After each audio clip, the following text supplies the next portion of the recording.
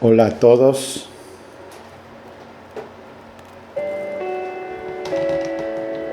Bendito sea Dios que nos dio este tiempo tan maravilloso, que es el tiempo de la gracia, me refiero. Me refiero al tiempo que el Señor ha dado entre que Él resucitó y que Él dio la instrucción para que fuera predicado su evangelio hasta que la plenitud de los gentiles sea ya hasta el último nombre que está escrito en el libro de los cielos sea salvo, y entonces vendrá el arrebatamiento. Y ese es el tiempo al que me refiero, tan maravilloso, porque nos permite vivir cosas tan complicadas, tan difíciles, como son los días de pánico, días de miedo, y que en estos días últimos de este tiempo, del tiempo de los gentiles, que el mal se está multiplicando y que las cosas son pues muy fuertes en las vidas de todos los seres humanos. De todos los seres humanos están pasando situaciones bien difíciles. Las sequías, el efecto de la sequía. Nada más un paréntesis rápido, vi un artículo en la BBC en español que por qué hay tantas inundaciones. Se están pidiendo lluvia y cuando llueve, pues llueve, pero se lleva todos los coches. ¿Por qué la tierra no absorbe el agua, ¿no? Porque la tierra, cuando ya está absolutamente seca, las partículas que quedan de células muertas endurecen el suelo seco. Y entonces es algo parecido, le dicen hidrofobia, pero en realidad tiene otro nombre.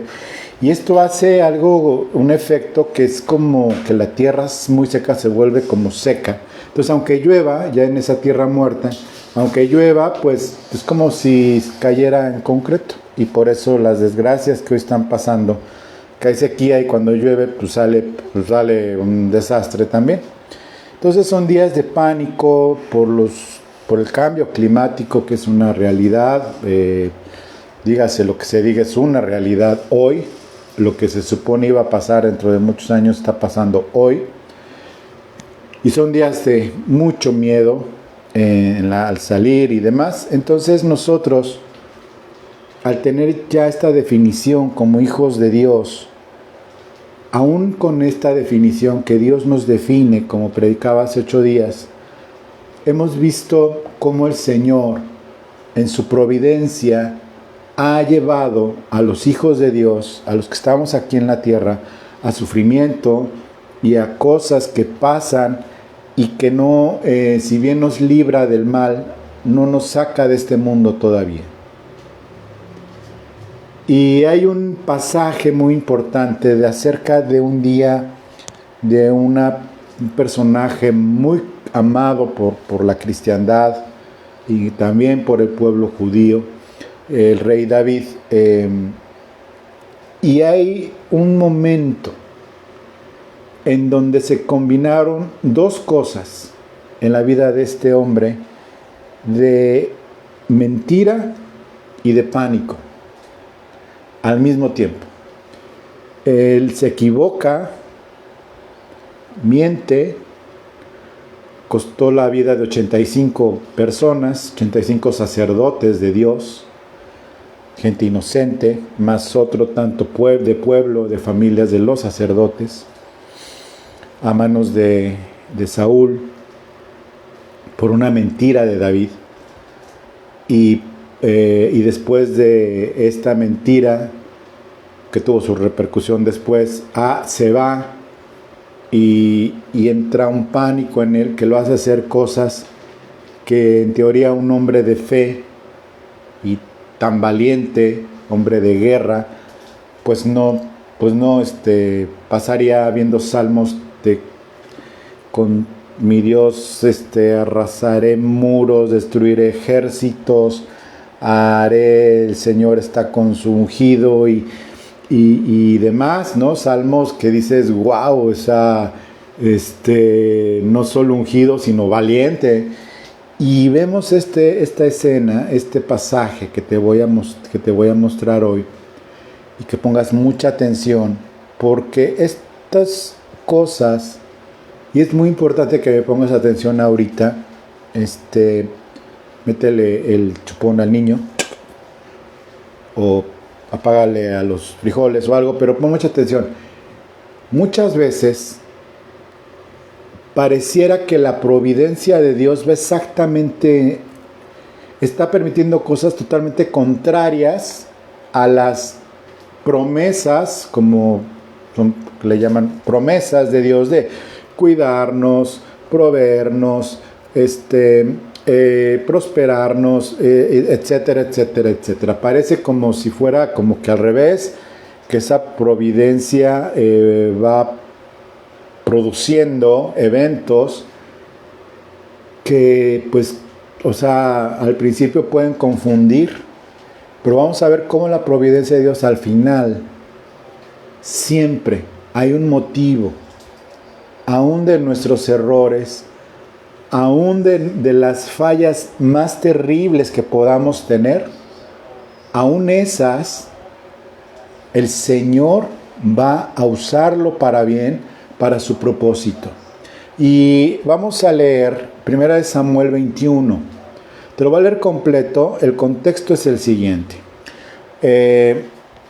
David ha sido ungido como rey, pero todavía no, lejos de tomar el trono, todavía está vivo Saúl.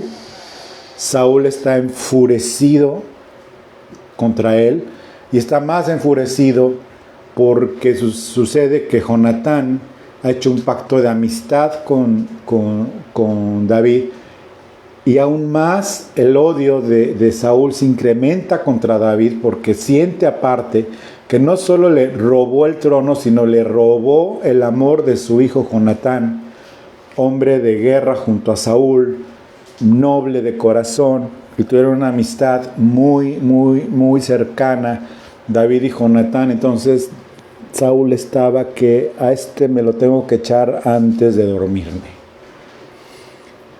En 1 Samuel 21, cuando David ya no puede ser protegido ni por Samuel, el profeta, ya no, ni el rey, obviamente que está en contra, pues se va.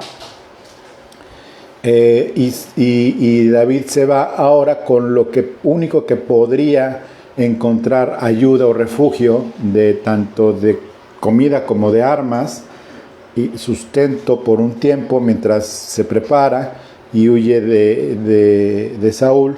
Y bueno, 1,5 kilómetros hoy no significa nada, pero antes se va a una ciudad a 1,5 kilómetros de Jerusalén.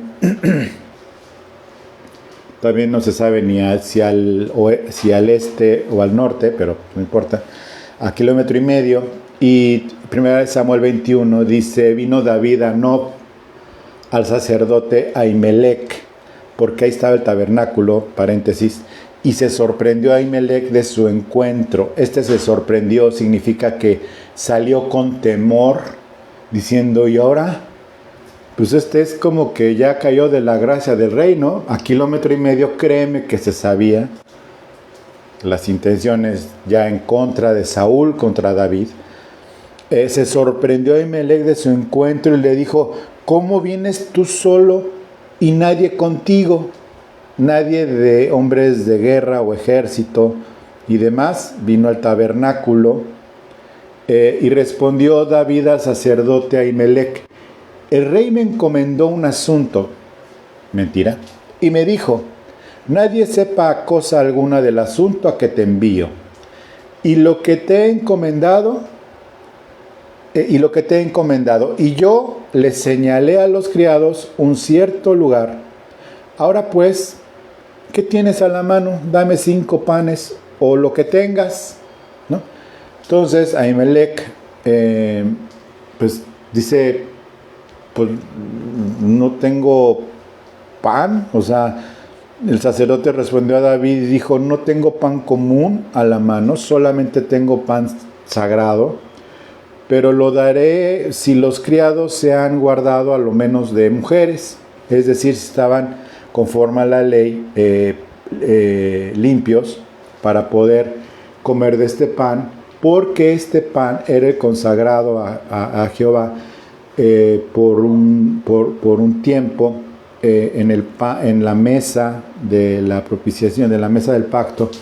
Ya había entre la ley poner 12 panes. Esos 12 panes estaban un tiempo y se ponían calientes una semana, si mal no recuerdo, y después de ese pan se tenía que quitar de esa mesa, poner otro pan recién hecho, y ese pan era para que los sacerdotes y sus familias lo comieran. Pero era pan, seguía siendo pan consagrado para el Señor, de uso exclusivo para la ley, para los sacerdotes, perdón, conforme a la ley. Y por eso dice, si vienen pues limpios, pues es decir, no iba solo, pero él lo vio como solo, aunque iba gente con David. Y David respondió al sacerdote y le dijo, en verdad las mujeres han estado lejos de nosotros ayer y anteayer. Yo no sé por qué tardaron 2 días a 1,5 kilómetros, pero bueno. Cuando yo salí, ya los vasos de los jóvenes eran santos, hablando de sus cuerpos. Aunque el viaje es profano, ¿cuánto más serán santos hoy sus vasos? O sea, en realidad, pues, esto no importa. De hecho, este pasaje es usado por nuestro Señor. Todo el contexto viene en Éxodo 25:30 y Levítico 24:5 acerca del pan consagrado. Pero este pasaje lo usa nuestro Señor Jesucristo en Mateo 12:3. Mateo 12:3, haciendo referencia al libro de Samuel, Jesucristo le enseña a los fariseos acerca de que primero es la misericordia, que eso es la verdadera pureza y santidad de Dios, que la ley en sí misma y el estricto cumplimiento de la ley. En Mateo 12:3 dice, 12:3, Mateo dice, pero Jesús les dijo, ¿no habéis leído lo que hizo David cuando él y los que con él estaban tuvieron hambre? Haciendo referencia a los panes, a este pasaje específicamente de 1 de Samuel 21. Bueno, pues el sacerdote, versículo 6, 1 de Samuel 21, versículo 6, así el sacerdote le dio el pan sagrado, porque allí no había otro pan, sino los panes de la propiciación, los cuales habían sido quitados de la presencia de Jehová, para poner panes calientes el día que aquellos fueron quitados, ese pan. Bueno, hace un paréntesis en el versículo 7, y estaba allí aquel día detenido delante de Jehová uno de los siervos de Saúl. ¿Qué significa detenido delante de Jehová? Bueno, lo que significaba es que ellos tenían que parar antes de llegar a Jerusalén y estar en esta ciudad de sacerdotes donde estaba el tabernáculo. Probablemente había solamente 3 circunstancias que tuvo que estar ahí detenido delante de Jehová: o por sospecha de lepra, o porque era el Sabbat, ¿sí?, o porque había hecho algún voto y lo tenía que pagar ahí con los sacerdotes en el tabernáculo. Por eso dice, aquel día detenido delante de Jehová. Estaba allí aquel día detenido delante de Jehová. No es de que estuviera, que te aprenda Dios, no, o sea, estaba detenido por la ley, ¿no? O sea, no alucinaciones de que Dios es policía y el Espíritu Santo te aprende y no, eso no. Detenido delante de Jehová uno de los siervos de Saúl, cuyo nombre era Doeg. Quítale la Dog, y vas a ver por qué. Era edomita, el principal de los pastores de Saúl. ¿Por qué un edomita de Edom estaba ahí? Bueno, porque era prosélito, o sea, es decir, él se había convertido a la religión de los judíos y había decidido seguir la ley. y por eso un edomita de Edom, de los filisteos, estaba ahí, ¿sí? Y David dijo a Ahimelech: ¿no tienes aquí a mano lanza o espada? Porque no tomé en mi mano mi espada ni mis armas, por cuanto la orden del rey era apremiante. Y el sacerdote respondió: la espada de Goliat del filisteo, al que tú venciste en el valle de Ela, está aquí, envuelta en un velo detrás del efod. Si quieres tomarla, tómala, porque aquí no hay otra sino esa. Era una ciudad de sacerdotes, y esa espada estaba ahí envuelta porque David la consagró en memoria de aquel glorioso día que más jovencito David venció a ese gigante filisteo Goliat. Con la espada del filisteo mismo de Goliat, con su misma espada le cortó la cabeza. Y dijo David: ninguna como ella, dámela. Y levantándose David aquel día de la presencia de Saúl, y se fue a Aquis, rey de Gat. Bueno, este simple versículo 10 es el que da origen a esta predicación. Esta mentira hizo que más adelante Doeg, ya habiendo sido liberado de la presencia de Jehová, es decir, habiendo cumplido sus votos o haber quitado la sospecha de lepra o haber pasado el Sabbat, en el capítulo siguiente describe cómo Saúl está sentado quitándose la mugre de las uñas con su espada, muy enojado con los siervos, y les dijo: ¿cómo es que ninguno de ustedes me advirtió acerca de la traición de mi hijo con este hijo de Isaí, de David y demás? Y estaba muy enojado, y ya estaba, nada más veían la espada ahí que le estaba limpiándose las uñas Saúl, y los siervos dijeron: gulp, está enojado el jefe, y como con eso de que le daba por aventarle lanzas a David, pues no me vaya a agarrar a mí también de tiro al blanco. Y Doeg le dijo: oye, para levantar la mano y tratar de calmarlo, le dijo: yo vi a David, yo vi a David en este pueblo, en la ciudad de Nob, con el sacerdote Ahimelech. Pues Saúl manda a traer al sacerdote y a todos sus hijos sacerdotes. Le dice a Ahimelech: pues yo soy inocente de todo esto lo puedes ver en el siguiente capítulo 22. Yo soy inocente de todo, yo ni sabía. Llegó David y me dijo que tenía... No, a mí no me vengas con eso. Mátenlos a todos los sacerdotes de Jehová. Y ninguno obedeció a Saúl, siendo el rey y siendo que era de armas tomar literalmente, y ninguno quiso levantar la mano en contra de sacerdotes de Jehová. Dijo: no, pues mejor mátame, mejor que me mates tú, serás muy rey, a matar a un sacerdote a ese grado. Doeg, edomita al fin, le dijo Saúl: pues tú cumple mi orden, y mató a 85 sacerdotes de Jehová. Los mató a todos, y luego se fueron sobre la ciudad y mataron mujeres, niños, y lo que quedaba lo destruyeron por la ira de Saúl. Ese día de pánico se dio por una mentira de David. Una mentira de David que después reconoce al final del siguiente capítulo, diciendo, porque hubo un sobreviviente que huyó y llegó a David y le contó, y David le dijo: por mí han sido muertas estas personas, quédate aquí conmigo y estarás seguro. Esa es la historia a grandes rasgos. Entonces, una mentira de David resultó en un día de pánico y muerte para otros. Pero David también entró en pánico. no por saber lo que pasó después y se enteró, sino por la decisión que tomó después de haber mentido al sacerdote Ahimelech.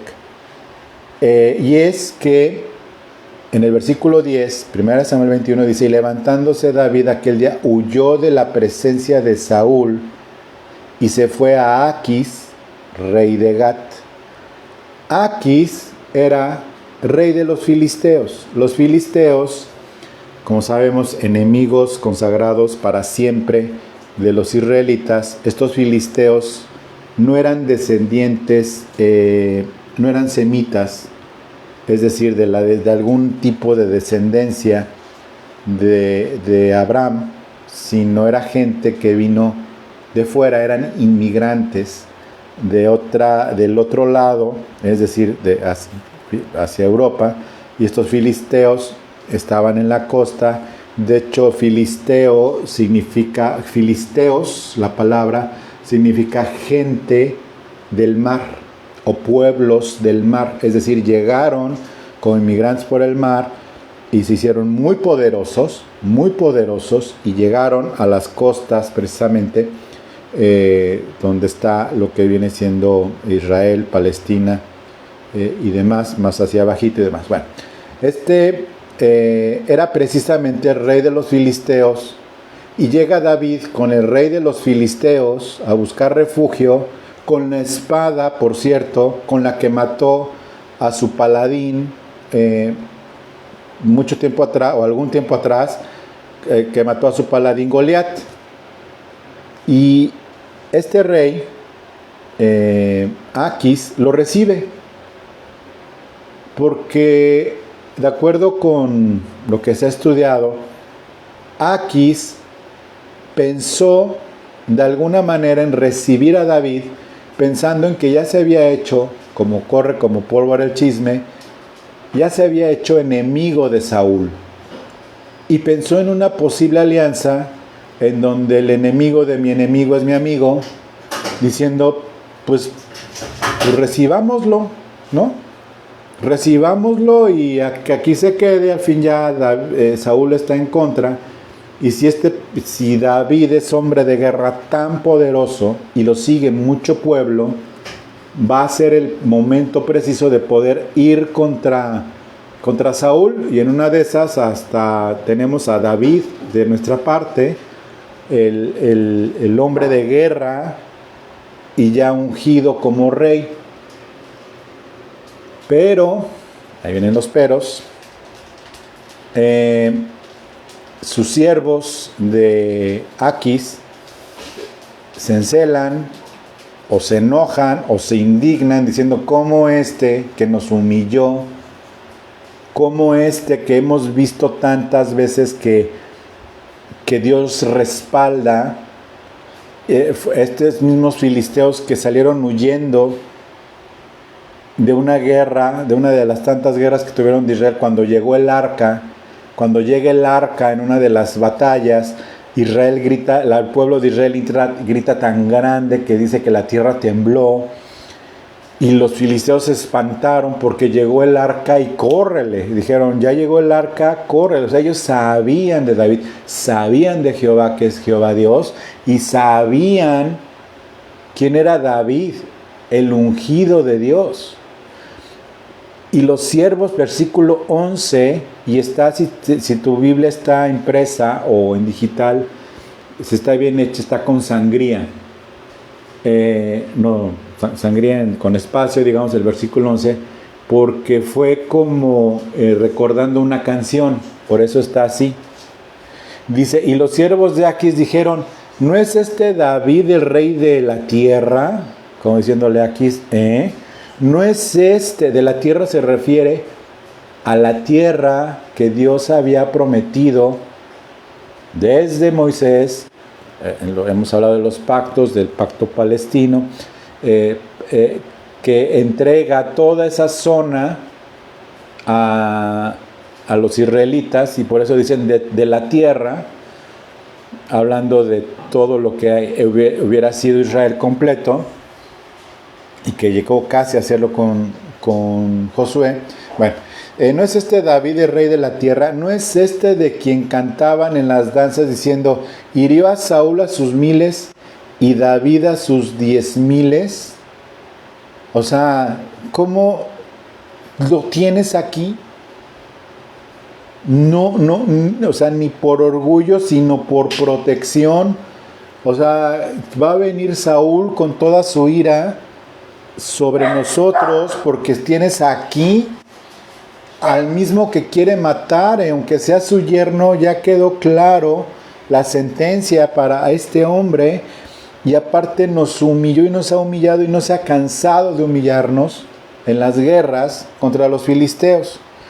Al oír esto David, versículo 12, escucha bien, dice, y David puso en su corazón estas palabras y tuvo gran temor de Aquis, rey de Gat.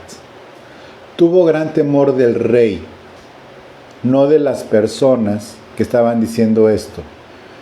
Dice, puso estas palabras en su corazón.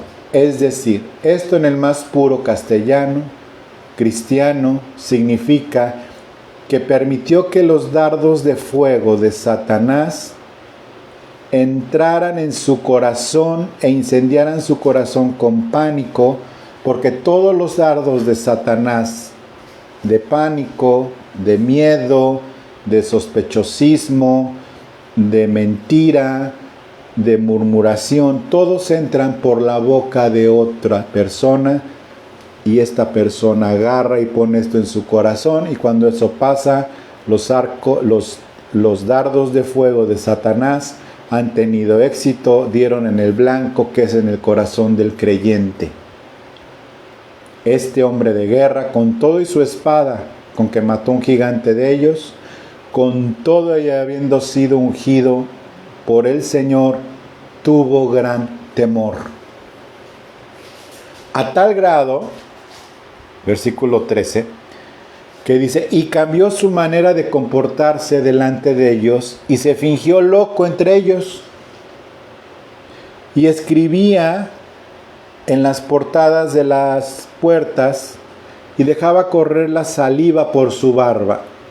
Más humillación no podía haberse escogido David como para que no lo mataran ahí mismo, y fingiéndose loco. Y dijo Aquis, versículo 14, a sus siervos, he aquí, ¿veis que este hombre es demente? ¿Por qué lo habéis traído a mí? Aparentemente Aquis, tratando de proteger a David, dijo, como que se la creyó, porque nadie se la creyó, de que David estaba loco. Nadie se la creyó. Pero Aquis dijo, bueno, versículo 15, ¿acaso me faltan locos para que hayáis traído a este que hiciese de loco delante de mí? Había de entrar en mi casa. Por eso te digo la recepción de Aquis a David, incluso en su casa. Y le siguió la corriente, yo creo, por misericordia de Dios, de que está loco. Porque en el versículo 1 del siguiente capítulo dice, yéndose luego David de allí, huyó a la cueva de Adulam. Cuando sus hermanos y toda la casa de su padre lo supieron, vinieron a él, se juntaron todos los malos que debían. Total que fue el rey de los de que tienen amargura, ¿no? Llegó a juntar 400 hombres, se juntaron todos los afligidos y todos los que estaban endeudados y todos los que se hallaban en amargura de espíritu, y fue hecho jefe de ellos, ¿no? O sea, se hizo el jefe de los amargados. Bueno. Pánico absoluto, tanto en la gente que fue sacrificada por Saúl, por una mentira de David, como el mismo David, por alguna razón que yo no alcanzaba a entender, hasta que entendí la bendita enseñanza de la providencia. No entendía por qué ligaban este evento con el Salmo 56. O sea, no me quedaba claro porque en las Biblias lo ligan al Salmo 56. Si dice que puso estas palabras en su corazón David y tuvo miedo, absoluto miedo, no es el Salmo 56, ahorita te digo cuál. Este salmo está contado, el Salmo, dame un segundo, está contado precisamente como parte de lo que viene siendo esta historia. Salmo 56, precisamente, vamos a ir a él, Salmo 56. Y dice, como introducción al Salmo, desde el original dice: al músico principal sobre la paloma silenciosa en paraje muy distante. Parece que tiene que ver con el Salmo 55, en el versículo 6, pero es un mictam de David, es una canción de David. Cuando los filisteos le prendieron en Gat, bueno, de entrada no le prendieron en Gat. Él fue a esta ciudad y se quedó ahí porque buscaba una alianza con el rey. Dice: ten misericordia de mí, oh Dios, porque me devoraría el hombre. Me oprime combatiéndome cada día. Todo el día mis enemigos me pisotean, porque muchos son los que pelean contra mí con soberbia. Y el versículo 3 es extraordinariamente importante. El día que temo, o el día que tengo miedo, y la palabra es más profunda en el hebreo, el día que tengo pánico, yo en ti confío. En Dios alabaré su palabra, en Dios he confiado, no temeré. ¿Qué puede hacerme el hombre? ¿Qué puede hacerme el hombre? O sea, lo ligan a ese evento, cuando se finge loco por el pánico y que empieza a escribir en las puertas. Hay algunos dicen que escribió parte de esto, yo no creo, salvo que no supieran hebreo, pero de que tuvo un pánico y que tuvo que huir de ahí y corrió con todo y su espada de Goliat y demás, tuvo este miedo y escribe este salmo que es muy inspirador, pero derivado de esto, de este día de pánico y de este día de pecado de David al mentir, con sus consecuencias, y de irse a meter con el enemigo con sus consecuencias también. Y dice: el día que temo, yo en ti confío. Salmo 56, 3. El día que temo, yo en ti confío. En Dios alabaré su palabra, en Dios he confiado, no temeré. ¿Qué puede hacerme el hombre? Y del versículo 5 al 9 habla acerca de lo destructivo del enemigo, que es por lo cual tiene mucho miedo. Habla Dios en el versículo 8, dice: mis huidas tú has contado, pon mis lágrimas en tu redoma, no están ellas en tu libro. O sea, Dios diciendo: tú tienes cuidado de mí, aún de mis huidas, considera mis lágrimas, tú lo has considerado todo y demás. Versículo 9 dice: serán luego vueltos atrás mis enemigos el día en que yo clamare. Esto sé, que Dios está por mí. ¿Ok? Dios está contigo.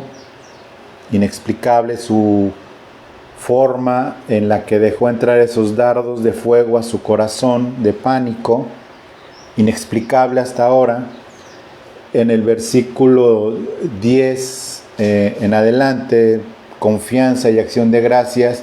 En Dios alabaré su palabra, en Jehová su palabra alabaré.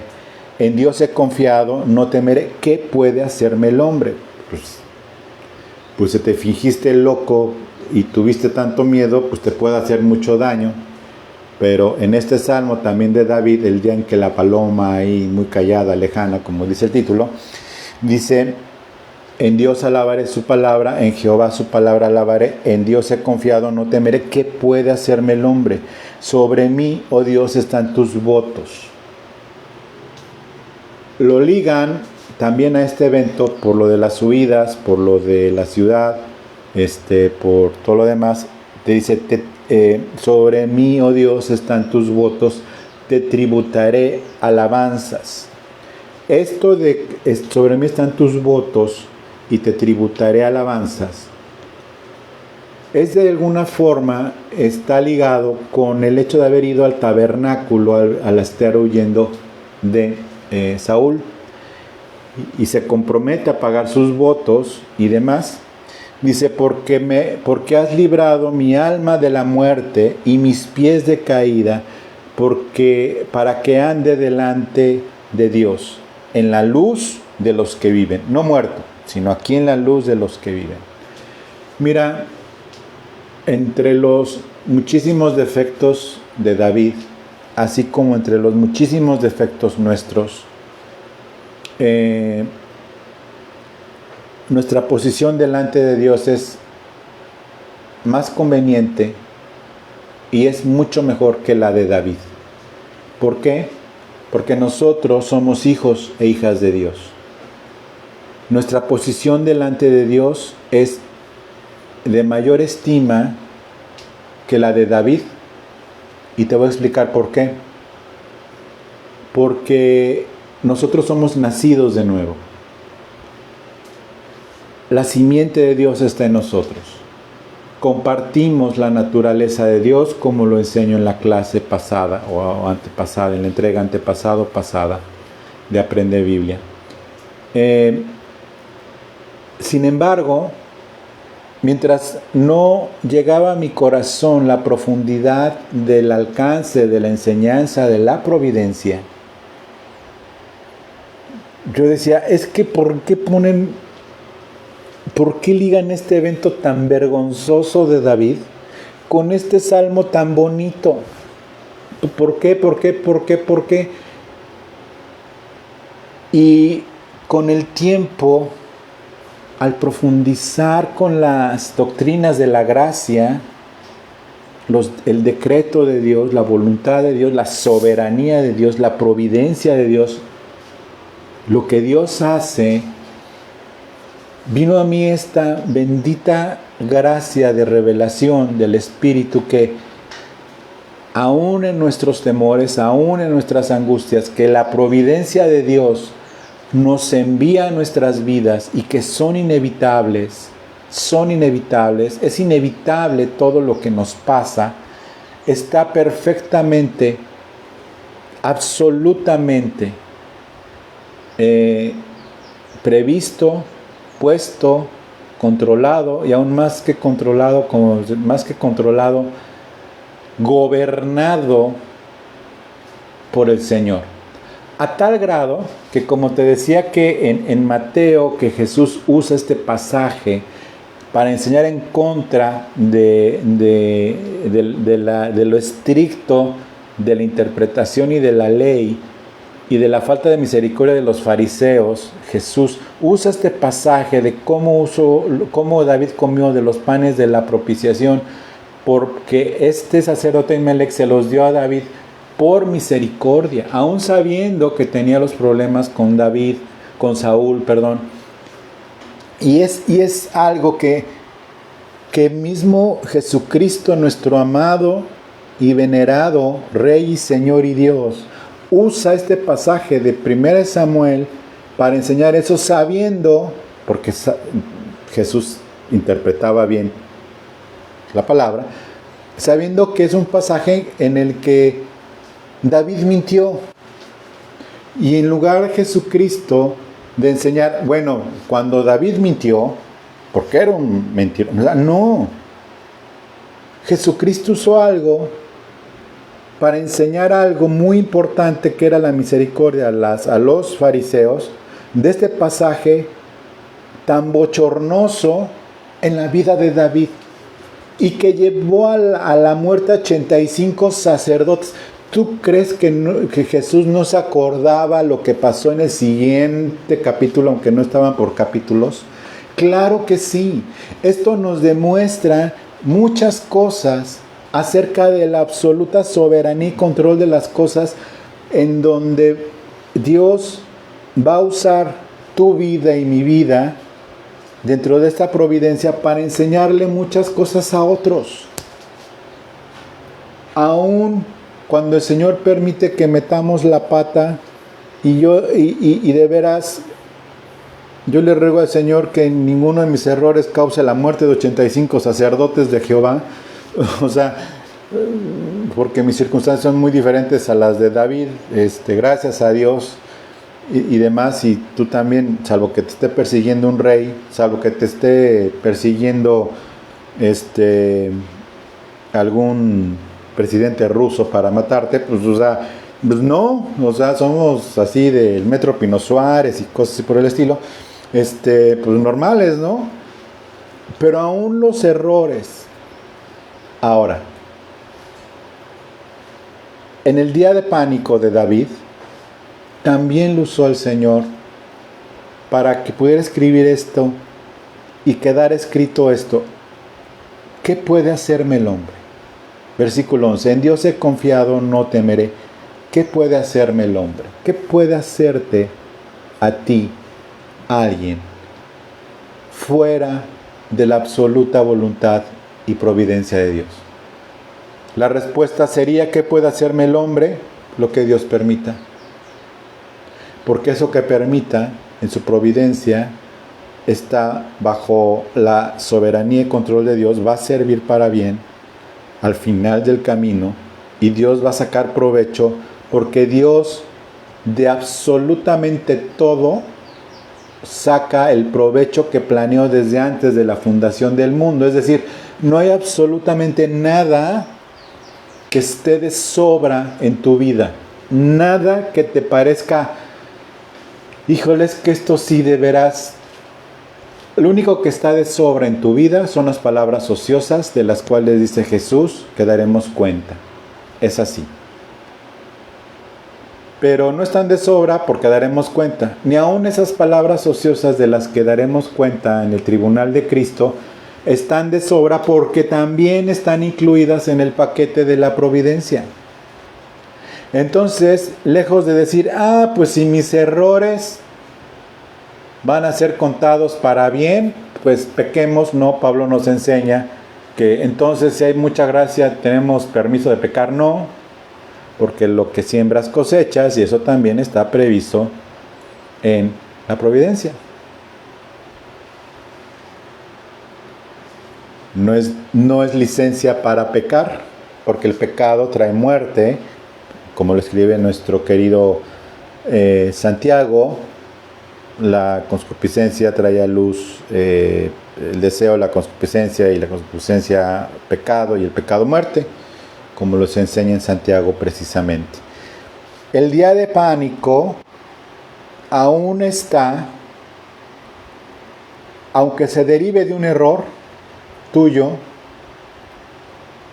En el día de pánico, o miedo, o desconfianza, o angustia, o cualquier cosa que te atormente, está el Señor absolutamente al tanto. Como dice en el Salmo 56:8, mis huidas tú has contado, pon mis lágrimas en tu redoma. ¿No están ellas en tu libro, en el libro de la vida, sus lágrimas? Y es lo increíble del corazón de David. Es increíble el corazón de David. Es increíble la obra de Dios en este hombre. ¿Cómo dice que, sabiendo las repercusiones de sus actos, dice, de mis huidas y demás? No es que se ponga en el papel de víctima, porque mira, me han perseguido y tal, y pon mis lágrimas en tu recuerdo, y acuérdate que he huido y tal. O sea, no se pone en papel de víctima, se pone en el papel de siervo, siendo ungido rey.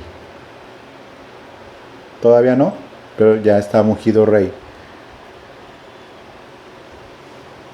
Y tan no se pone en el papel de víctima que dice, en Dios alabaré su palabra. En Dios alabaré su palabra. En Jehová su palabra alabaré. Por eso es una canción. En Dios alabaré su palabra, en su palabra alabaré a Dios. Es decir, a nosotros que tenemos una mejor condición que David en cuanto a la palabra de Dios, porque hasta impresa la tenemos o hasta ahora en digital, que es la palabra de Dios que está completa, acerca de la enseñanza también, y voy a insistir como en la entrega anterior lo enseñé, de Aprende Biblia, en la palabra alaba a Dios y alaba a Dios en la palabra, y el versículo 12, sobre mí, oh Dios, están tus votos, los voy a cumplir, te tributaré alabanza, porque me has librado mi alma de la muerte y mis pies de caída, para que ande delante de Dios. Este corazón dice, Señor, aún estos errores que han costado vidas, que los reconoce, porque David reconoce sus pecados y trata por sobre todas las cosas de cambiarlos, no de cambiarlos, sino de arrepentirse.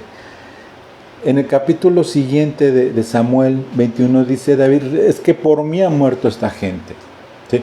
Cuando David se equivoca otra vez y hace otro censo, hace un censo y dice David, por mí han muerto todos estos, y para la furia del Señor, diciendo, caiga sobre mí, y llega el profeta y le dice, tienes 3 opciones, etcétera. Es otra historia, pero es de otro error de David. El tema de que adulteró con una mujer de su esposa, de sus fieles y fieros combatientes de David de toda la vida, Urías, que es el único pero que se le pone en la vida, en las crónicas de David, aunque pecó con la esposa de Urías. Consecuencias terribles de la muerte de un hombre absolutamente fiel a Dios y fiel a David. O sea, aún con todo eso, vemos la providencia de Dios,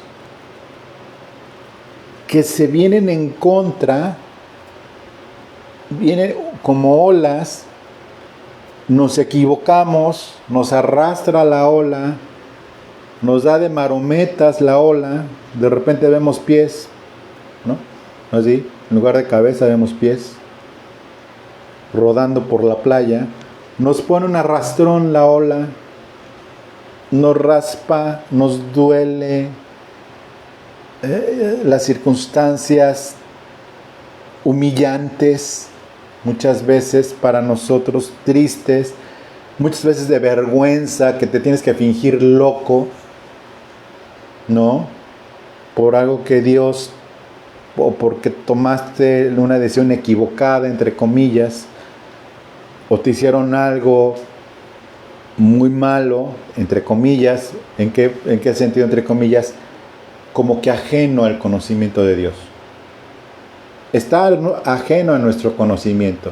Pero no hay absolutamente nada en nuestras vidas que esté ajeno al conocimiento y gobernanza y gobierno de Dios.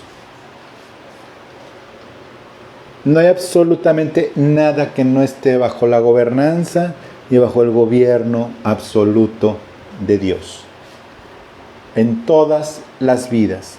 Por eso David, ¿qué temeré lo que me pueda hacer el hombre, aún escondidas? ¿Qué temeré lo que me pueda hacer el hombre, aún con la economía manejada mal, aún con la violencia manejada mal, aún con los violentos que a la más mínima provocación matan personas, los robos, y cosas más sofisticadas como los jefes malos o los malos trabajos o cosas, cónyuges, jefes, hijos, padres. Para que duela más, tiene que ser más cercano, como Judas con el Señor. Entre más cercano duele más. Aún